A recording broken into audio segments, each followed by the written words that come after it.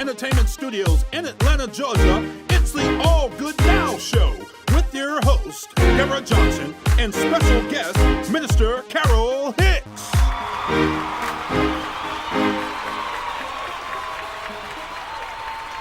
Welcome to our show.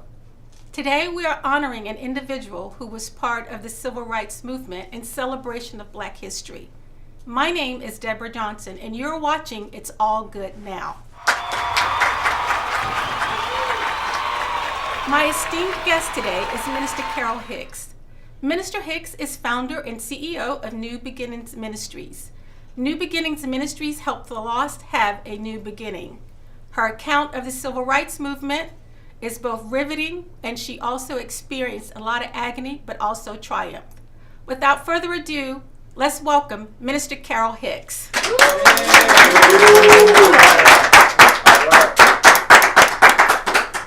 So Minister Hicks, tell us a little bit, especially for those who are at home and may be watching, and for the younger generation, what was the movement about? Well, Deborah, first I'd like to thank you for allowing me to be a part of your very first launch, and it's quite an honor and a pleasure to be here. We're talking about the Civil Rights Movement, and 100 years after the Emancipation Proclamation was signed, there were people in the South, both African Americans or coloreds or whatever they were called at that time, who felt the pressure of being suppressed. The Emancipation Proclamation did not emancipate. And so we were sitting in school at that time. I was in high school, and we were watching the students on the college campuses. And there was a lot of unrest because people were tired of being oppressed, and students were finding that they couldn't go to a movie, or they couldn't sit on the bus, or they couldn't go to a certain school or be in a certain classroom.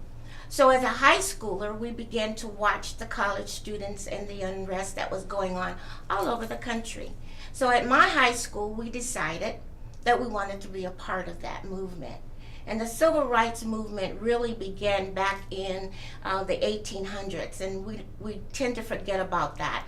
But there were movements going on. There were people who were at unrest and who were tired of being suppressed. And so there were things that happened before that time, but we're going to take it back to the 1960s because that's the time that I was a part of the movement that began in my city. And we began by trying to integrate the lunch counters. And at that time, the lunch counters were in our downtown area, and they were found in the S.H. Kresge 5 and 10 and the F.W. Woolworth store. So we decided that those were going to be our number one targets. We were going to go and see if we could be served a hamburger that wasn't even as good as Big Mama's hamburger at home, but we wanted to see if we could get someone to give us service. So that's how it actually began in my town. Wow. So Ms. Carol, tell us a little bit about the organization that went into the sit-ins at the lunch counters. Our organizational skills were not that great at that time, but we decided that each day we would meet after school, and we would take the city bus, which was our mode of transportation for school, and we would go down. We divided ourselves up into groups, and we decided one group would go to the S.H. Kresge and the others would go to the Woolworth store. And so the first day that we arrived, no one knew we were coming, and so there was no real opposition.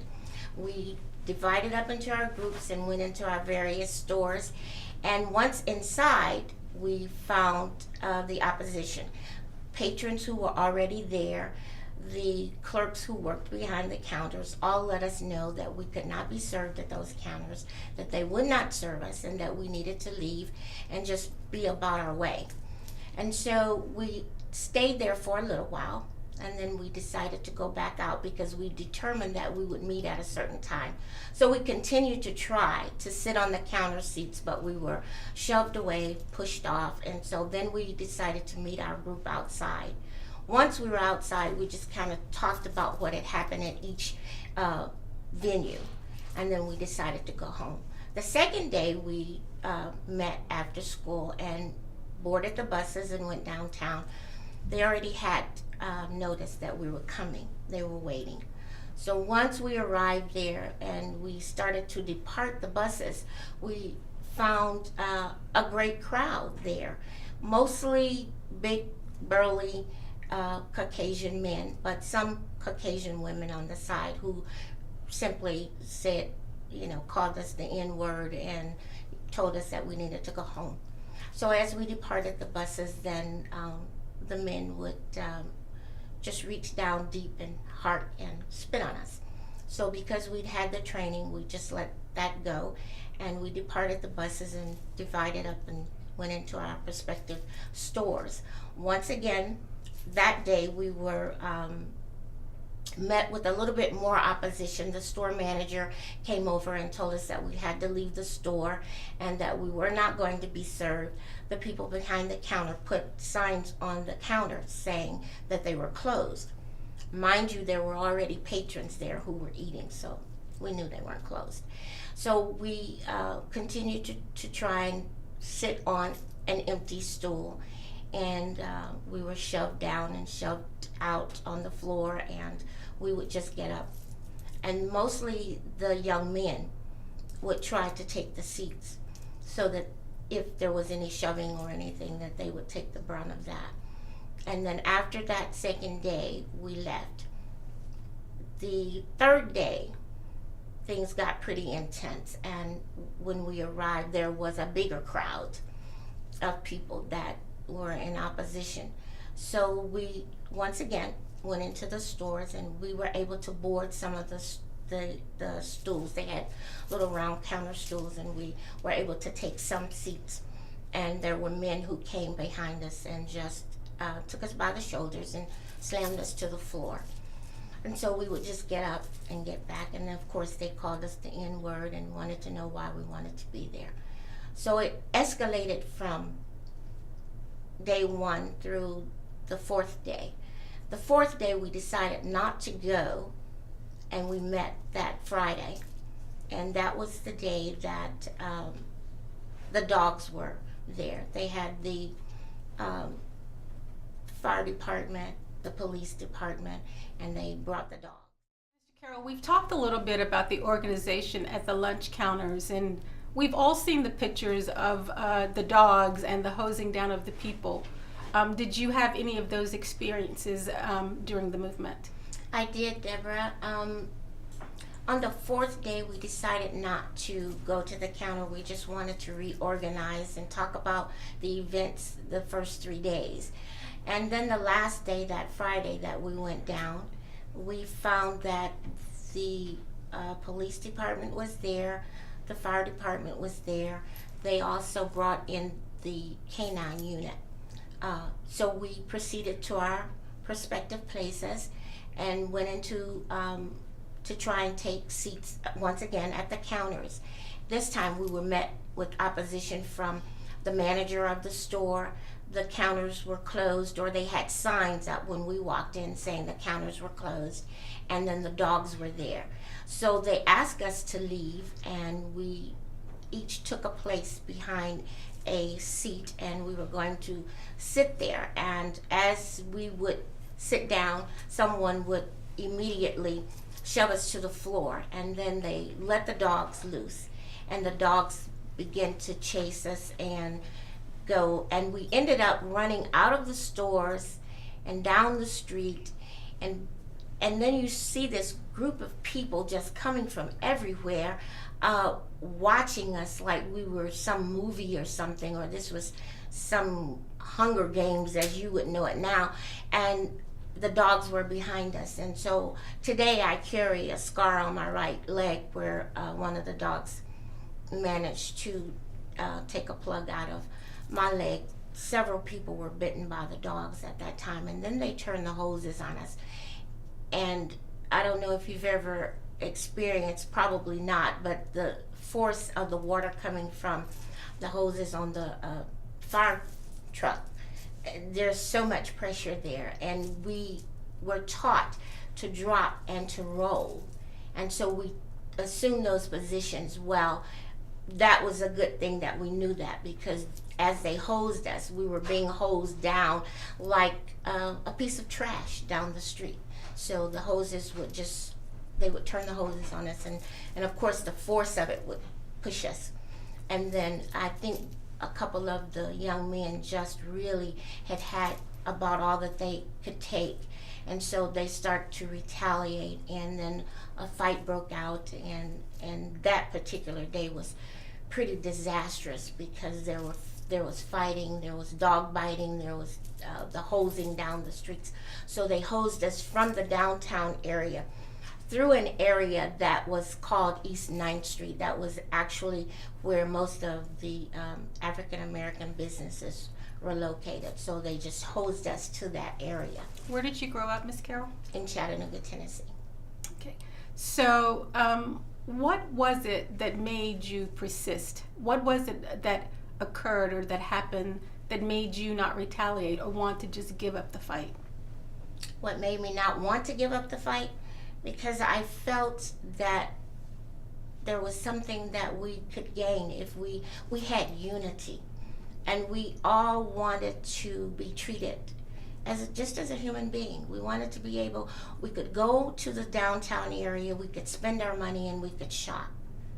But if we were hungry or tired and thirsty, wanted to get a Coke, we couldn't, in that same store that we just made purchases, we could not sit and have a hamburger or have a Coke or do any of those things.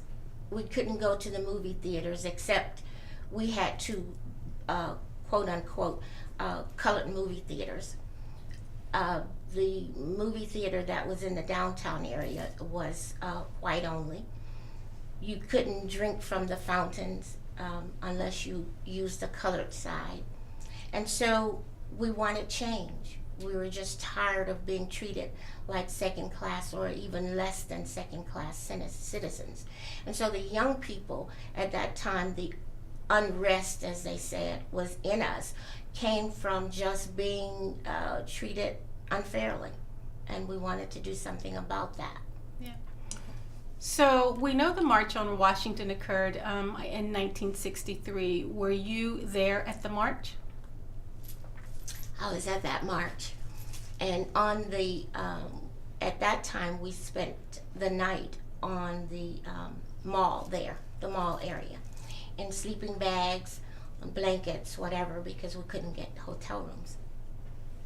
And just to see and to be a part of that crowd, it was electrifying. There were people from all over the world who had the same idea.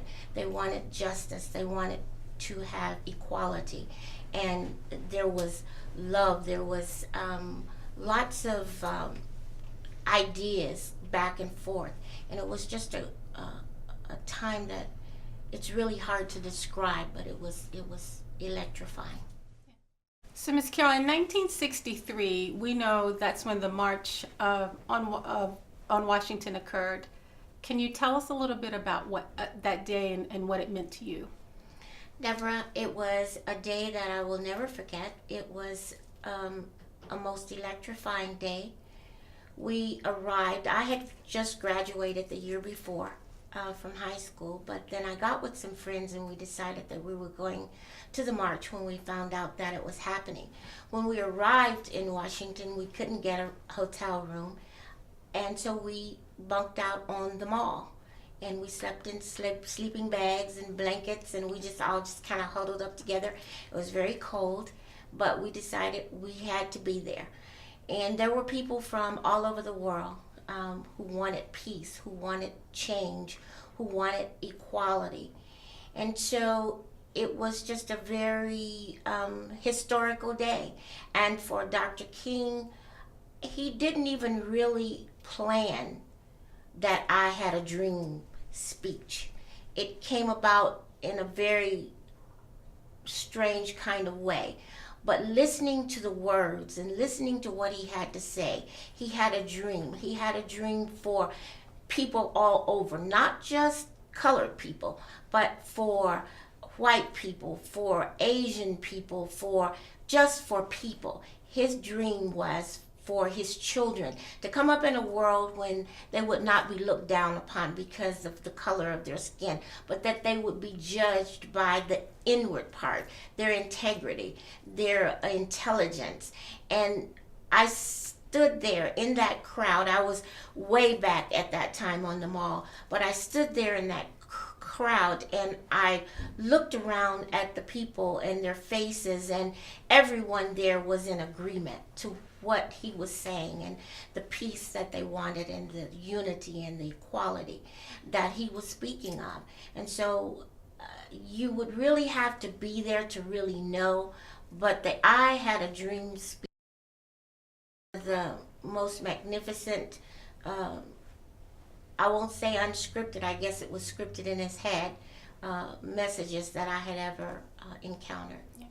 So speaking of dreams, let's fast forward to January of 2009, when we had the honor and the privilege of seeing the first Black president being inaugurated, and you were in attendance.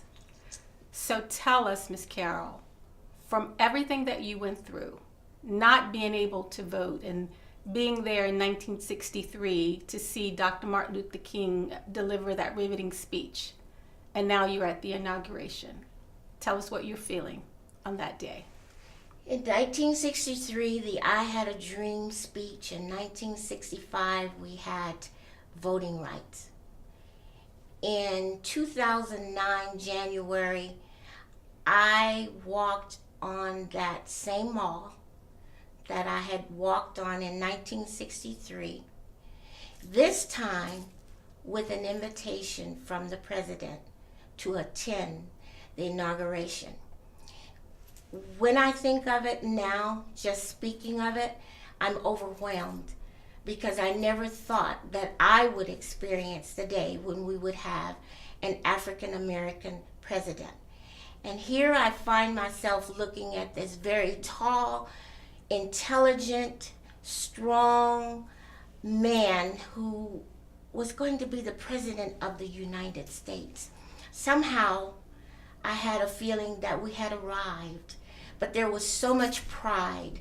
There was so much that right now, I'm just overwhelmed just thinking about it or talking about it, but I was way back on the mall for the I Had a Dream speech, and here I found myself right below the president in the 13th row and the 4th seat with an invitation to be there.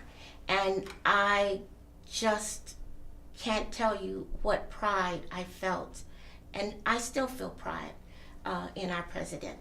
And it was just an overwhelming kind of a day. Very, very cold, but as I was standing there before the ceremony began, I saw people standing way on the mall like I was before.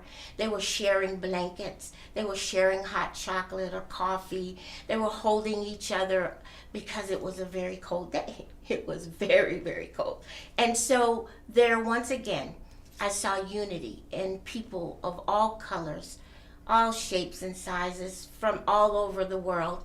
The day before we were in a shop, and there was some people there from Japan, and they just came up to us and they said, Barack Obama, he's in our heart.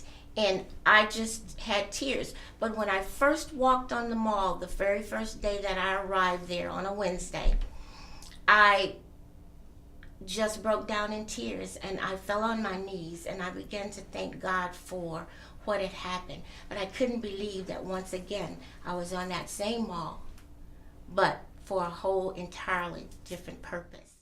So, Ms. Carol, we've talked about being able to attend the inauguration of our 44th president, President Barack Obama. And certainly everybody remembers where they were that day. I certainly remember where I was.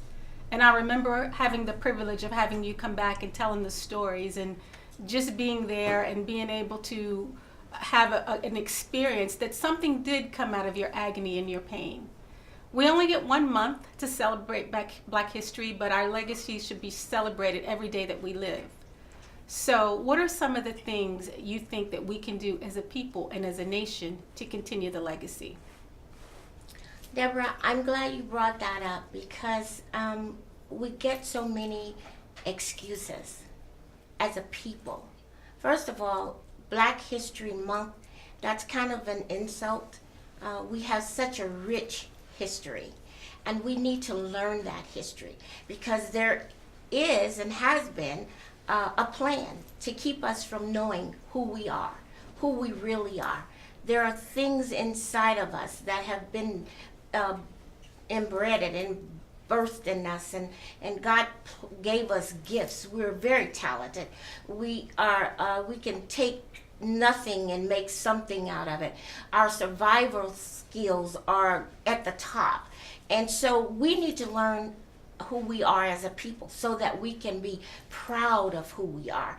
You know, if you tell a child that he's no good, he's nothing, he can never be anything, he's never going to go any place, you're ugly, you're the lowest of the low, then he's going to perform in that way.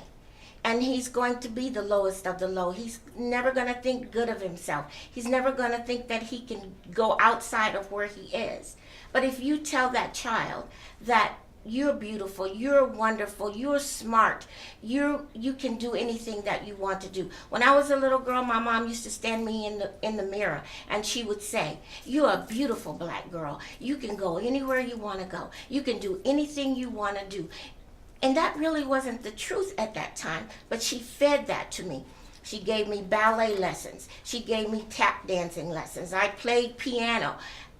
And she used to tell me when I was twinkling around on my toes as a ballerina, you can go somewhere and do something with that. There was nowhere for me to go at that time. But she put that inside of me till I thought, I can do anything. There was nowhere for a Black ballerina, but now we have a Black ballerina who's heading up things. So we have to take pride in ourselves. We can't let anyone tell us. Our men need to step up. Pull up their pants, put their shirts down. Come on, guys, take charge. Be the head. That's who God made you, to be the head.